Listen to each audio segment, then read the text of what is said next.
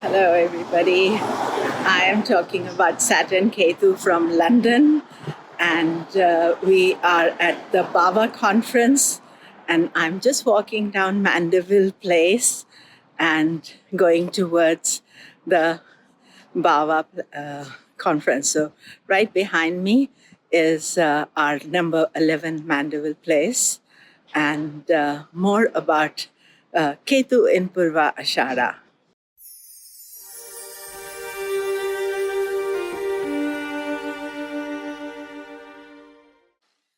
Hello, everybody. Today I'm talking about Ketu in Purva Ashadha, Sagittarius sign. This is a very complex, difficult transit from 8th of May 2019 to 15th of January 2020.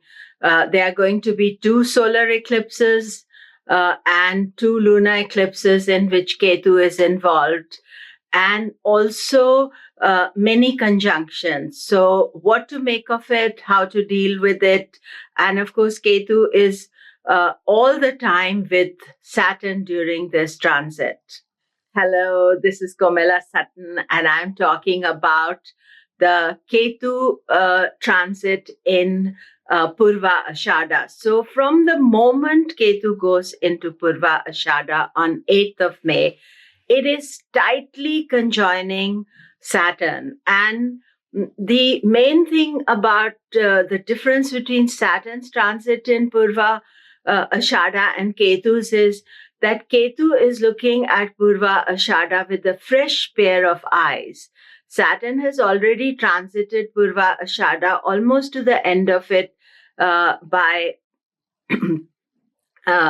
direct motion, and it is going to go retrograde by indirect motion. So that is the key factor, difference between two of them. And whatever Ketu's agenda is, can easily be blocked by Saturn, but together, both of them being there, it is quite complicated. As you can see, I am in a different place just now, and therefore the lighting is a little bit suspect because I wasn't thinking that I will be recording this from London. I'm in London for the Bava conference, which is going really well. And today I thought that I hadn't done a recording for Ketu in Purva Ashadha. So I'm doing this recording from London. And London is beautiful, and we are getting perfect weather with beautiful flowers and ancient buildings. And plus, the Bava conference is going extremely well, and lots of good knowledge being shared. So this Ketu transit through Purva Ashadha. So the thing about Purva Ashadha is ruled by water element, water apas. So it deals with the purity of the chart and about purification and how the soul wants to purify itself to reach a different level of consciousness. So there's a development of spiritual things in Purva Ashadha. But as I've already explained to you about Ketu, is that Ketu comes in backwards. So he's coming in at the deep end of Purva Ashadha, and he's going to retrograde back to where he will get the beginning. So his role is very different because he's going to come in at the deep end, and he's cutting energy. So he wants to cut through everything, and can be very fundamental about this situation. And of course, he's meeting with Saturn, who's giving resistance to Ketu. So, and what happens is that Saturn, Ketu are together in a tight embrace right up to 18th of 19th of September. But about 13th to 19th, they're exactly conjunct, from where they will start moving in different directions, although still in Purva Ashadha sign, till Saturn leaves Purva Ashadha in late December. And finally, Ketu will leave Purva Ashadha on 15th of January. So this is a very complicated energy. Ketu Saturn together can be very much fundamentalist as well, because they are trying to put their own agenda, and each one's agenda is slightly different. Saturn says, pay your dues, deal with the world. Ketu is protesting about this world. It wants to have moksha. So anything is not fine. Everything is a protest. So you may see quite a few difficult experiences. We have already had, some violence with the Ketu energy, and also the fact that Ketu is going to be there with Saturn in this tight situation.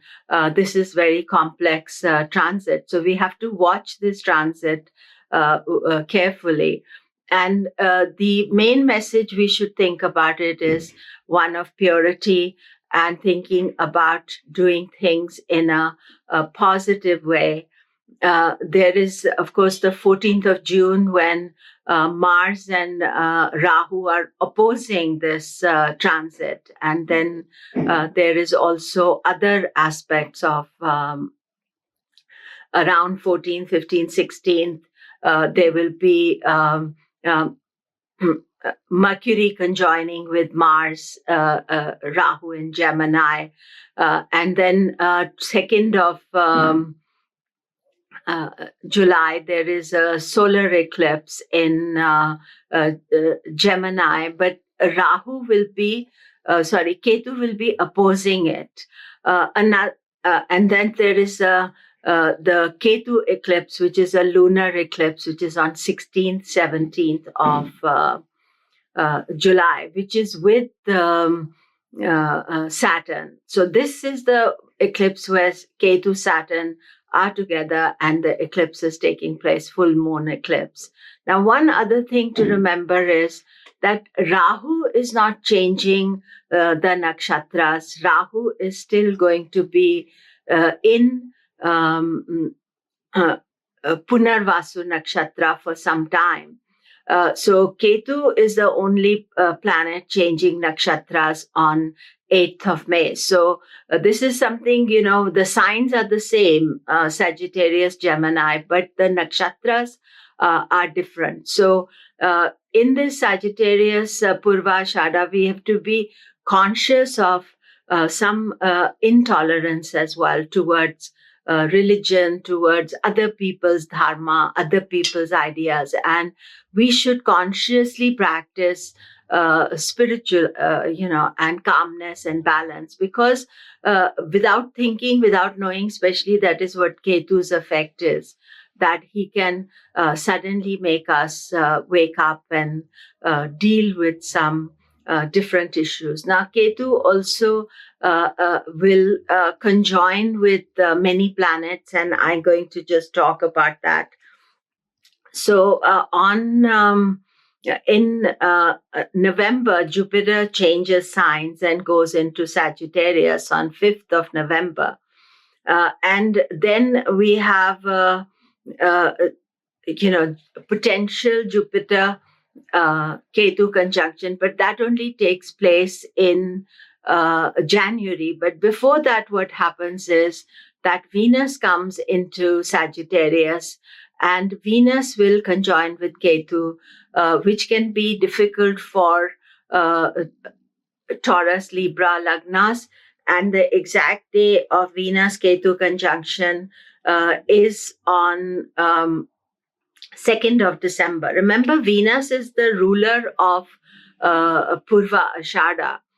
So that Venus-Ketu is definitely about purifying Ketu. Ketu becoming less fundamentalist, less Saturn influence, and more easier influence of Venus. But Venus gets damaged by this conjunction. It's not very long. It just takes a few days.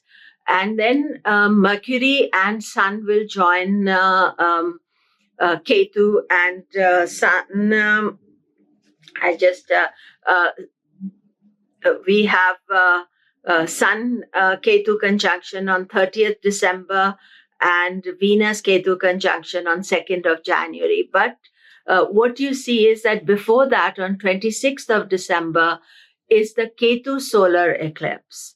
So Ketu is involved in the solar eclipse. And then immediately after the eclipse, 2nd of January, is Ketu Mercury.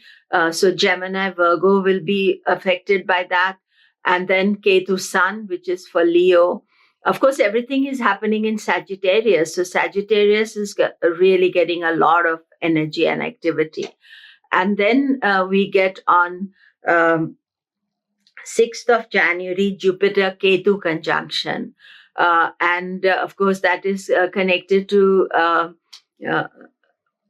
Sagittarius itself and Pisces. But Jupiter Ketu is also promoting spirituality. And Ketu conjoins with Jupiter, means Ketu gets more calmed down and some wisdom comes to Ketu and it thinks in a different way. And it's right at the end of the transit. So that means that as Ketu is leaving Purva Ashadha on 15th of January, it is getting this wisdom, this new knowledge to move towards Mula. And that is the next step. I mean, Ketu is a disruptive force. And what we are seeing is that 2020 is also starting with quite a bit of drama for us. And this Ketu transit, mostly because even though Saturn and Ketu are separating, they continue in Purva Ashadha throughout this transit. So Ketu remains in Purva Ashadha throughout the transit, and Ketu will be with Saturn throughout the transit, although they are now in a separating mode, they're going in a different direction. So these complex transits that we are dealing with, they are not easy to handle. So we have to be ultra conscious about astrology during this time, because the astrology is the guiding that, it's like spiritual GPS, you could say, is telling you, take this direction, do this. So for example, we are here in London doing the conference and we chose the Mahurata, we chose the time, and it is a beautiful experience. But we are not doing material things, we are doing spiritual things. We are teaching, advising students. So when you refocus your direction, I would say that is the best message to do. Refocus your direction on your responsibility, on your spiritual self. And remember that because Saturn, it's not just Ketu in Purva Ashadha, it's Saturn Ketu in Purva Ashadha.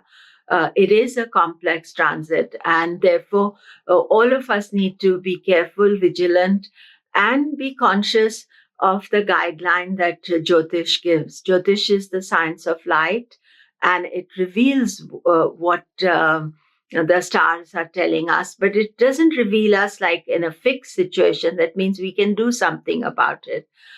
So from 8th of May to 15th January 2020, the Saturn Ketu remain together, and number of other planet signs that are getting impacted by it, and especially the end of the year with the eclipses and the conjunctions. There's a lunar eclipse on 10th of January, and then Ketu is opposite to the eclipse. So all this means there's a turmoil and change taking place in the world, and you'll see the world order, governments and politics and things, many things changing during this time. So all the best. Thank you very much.